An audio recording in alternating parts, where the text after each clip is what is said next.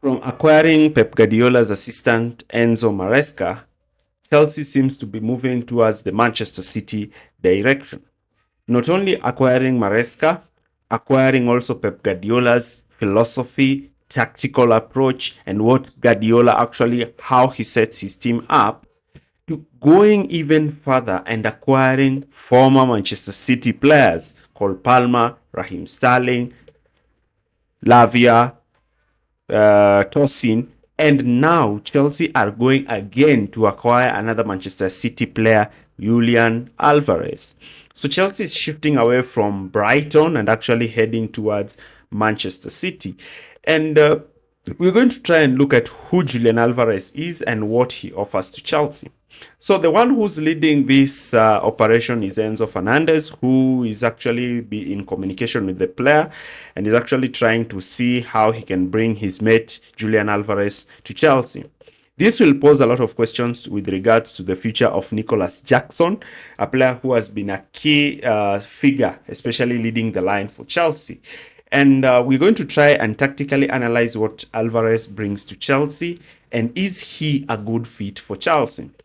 So Julian Alvarez is a player who has actually been playing for Manchester City, though he's not been quite a starter in that team because, of course, Manchester. He's a player who you can rely on to finish his chances. Bring that. Alvarez also brings an experience because Alvarez has actually managed to finish football at quite a young age. He has won almost everything. And this is actually Alvarez trying just to make his name for himself. And in our video today, we're going to look at, do not forget to like, share, and subscribe to our channel for more videos like this. So first of all, we're going to try and analyze what Maresca expects from his striker and how Alvarez will be used under Enzo Maresca's system. Now, Maresca will most likely line up Chelsea in a 4-3-3 where Alvarez can start at a 9, or in a 4-2-3-1 where he can play as a number 10. But these are just formations on paper because the roles differ when the team is in possession and out of possession. Now, Alvarez, most likely if he starts as a 9, his role will be very, very, very important during Chelsea's build-up. And I'm going to explain how.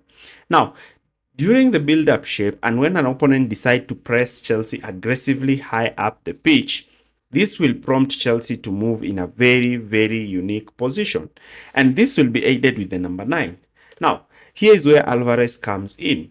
Alvarez is supposed to play behind the opposition's backline, especially high up, because during goal kicks, the player is not usually offside, and this might force the opposition backline to drop deeper.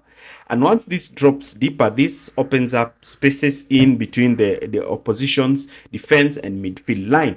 And when the winger complement this also by starting wide, then the two attacking eights can occupy these positions in these high up positions. And when the team looks to build up from this shape, this can now create a situation whereby the team has the opportunity to play these balls over the top, especially for these two intents, because the space had been created when Alvarez has actually held the line, because he's also a off-the-shoulder kind of a striker who likes to attack space, and this can give Chelsea much more dynamism during build-up.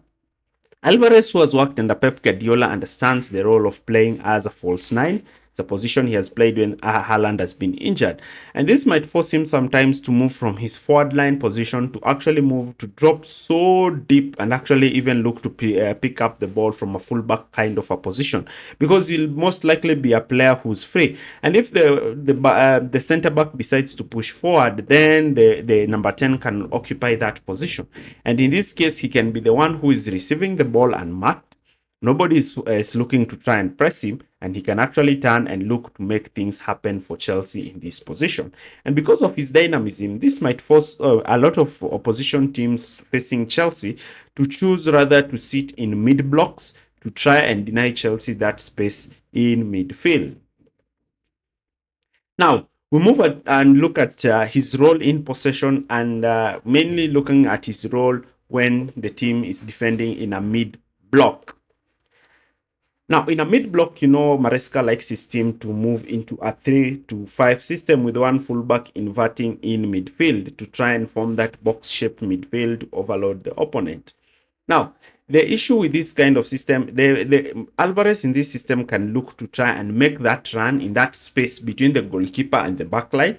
And this is he knows how to time these runs, and is quite excellent when he arrives in this space to have the composure to beat a goalkeeper who's stepping out and actually try to score a goal. That is one way that he can be deployed by Enzo Maresca.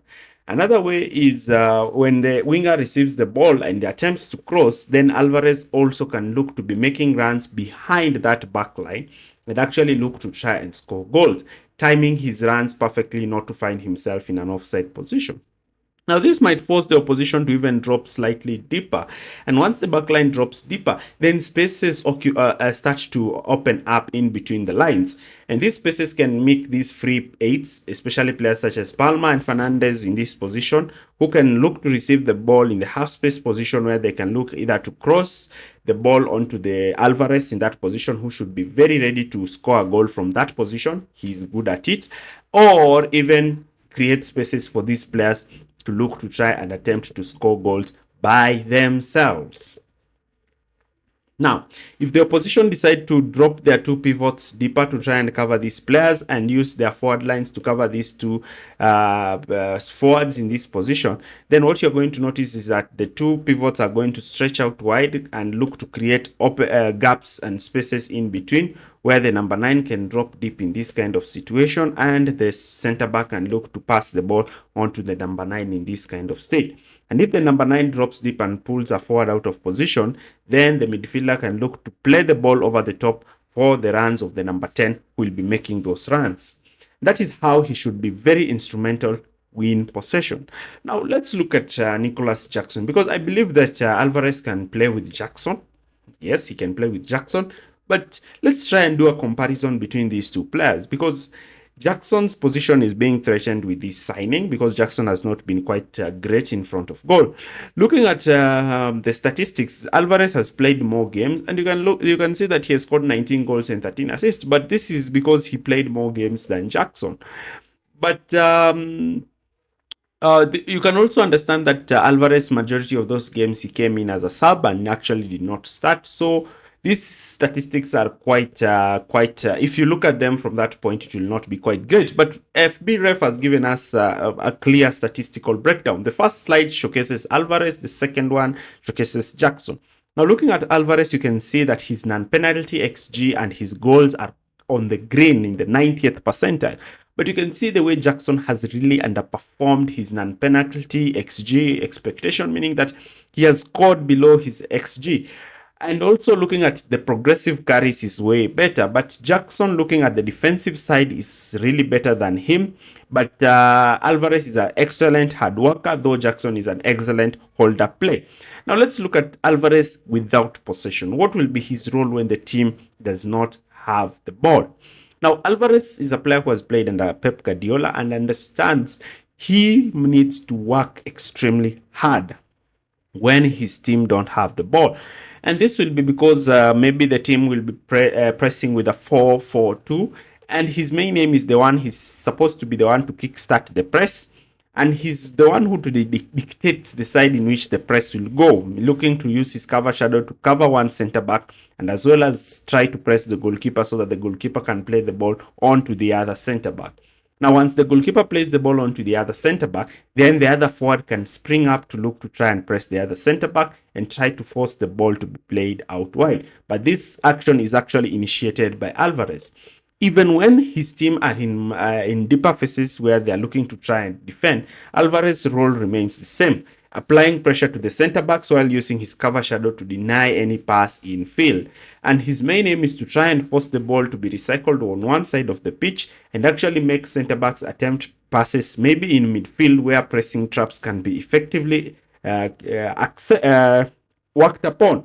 And once the ball is played towards the number 10, he should be really quick in making those diagonal runs ahead to put himself in a situation whereby he's able to at least try and score a goal.